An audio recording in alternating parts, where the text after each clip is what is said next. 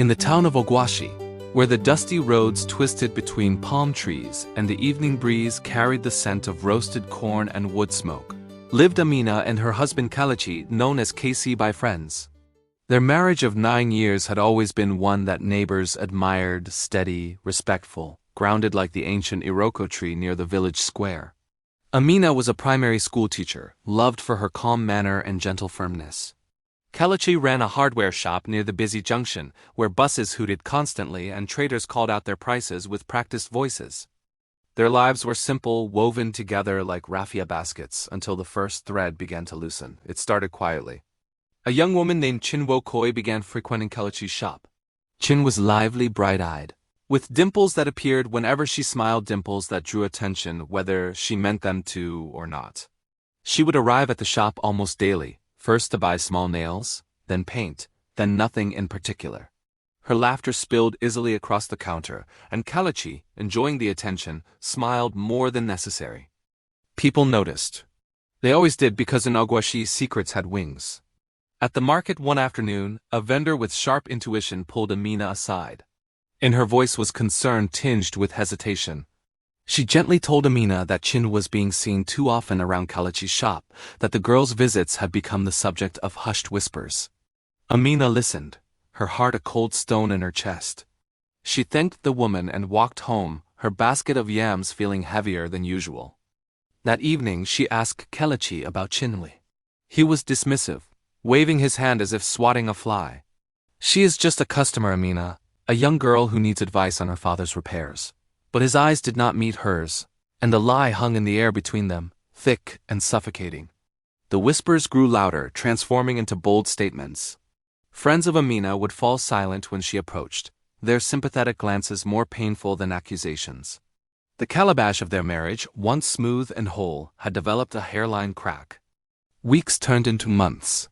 Kelechi began coming home late, smelling of a perfume that was not Amina's.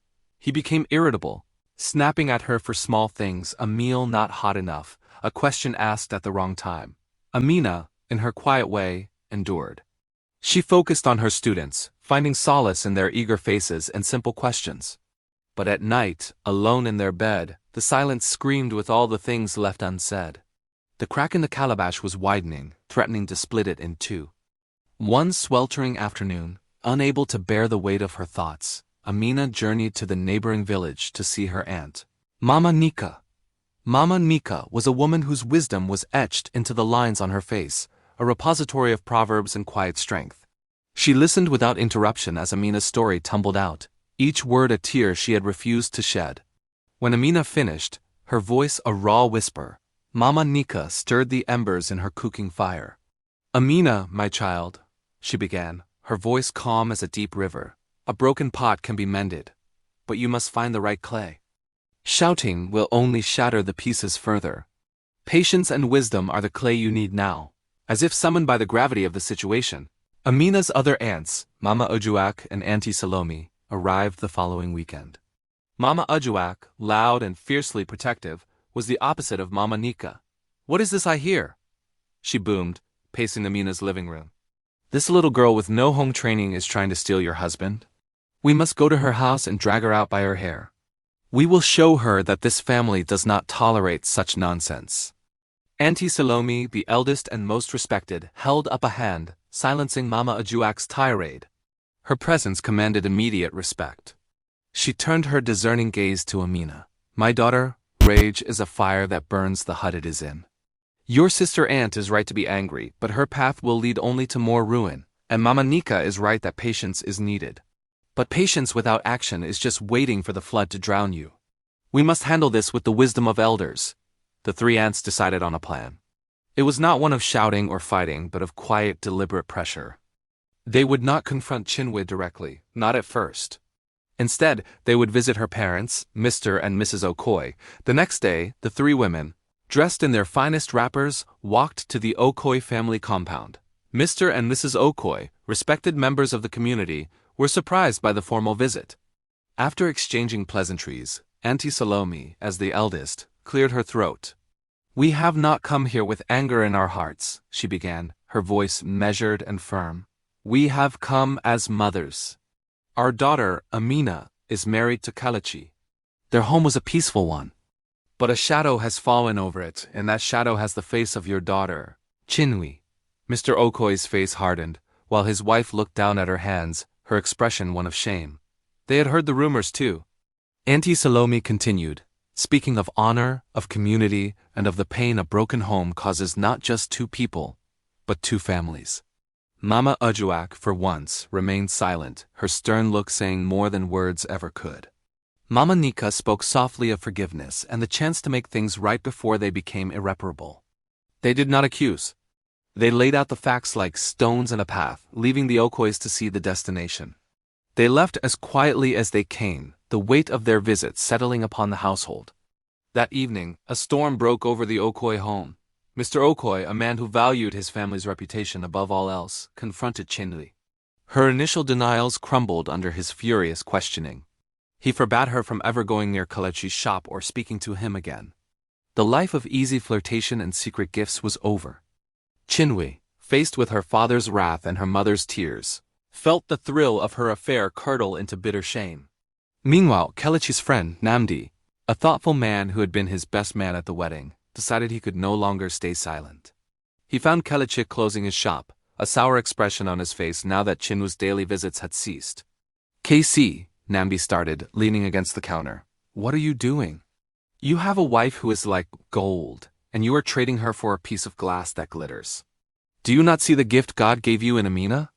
A woman of her character is rare. Do not let this foolishness destroy what you have built for 9 years. Kelechi tried to brush him off, but Namdi's words struck a chord, echoing the guilt that had been growing in his heart. The absence of Chinwe left a void that was quickly filled by the stark reality of his actions. Kelechi came home to a house that was clean, to a meal that was waiting, and to a wife who met his gaze with a quiet sadness that was more cutting than any anger. The lively laughter he had chased now seemed hollow, and the steady, silent love he had taken for granted suddenly appeared precious. He saw the deep lines of pain around Amina's eyes and understood for the first time the depth of the wound he had inflicted. One evening, he sat on the edge of the bed, unable to look at her. Amina, he mumbled, his voice thick with shame. I have been a fool, a great fool. Amina sat beside him, not touching him, but her presence was a steady anchor. She simply listened. He confessed everything, the loneliness that had crept in, the flattery that had fed his ego, the deceit that had followed. He wept, not the loud, theatrical sobs of a performer, but the broken, ragged tears of a man who had lost his way and knew it. Amina did not offer immediate forgiveness. The calabash was still cracked, but she saw the clay of remorse that Mama Nika had spoken of. Kelechi, she said, her voice clear and strong, a wound this deep does not heal in one night. Trust is not a thing that can be picked up once it is dropped. You must earn it back day by day. And so he began. Kelechi started closing his shop on time, his only focus being the journey home. He began talking to Amina again, not about trivial things, but about his day, his fears, his hopes. He started seeing her not just as a feature of his home, but as the heart of it.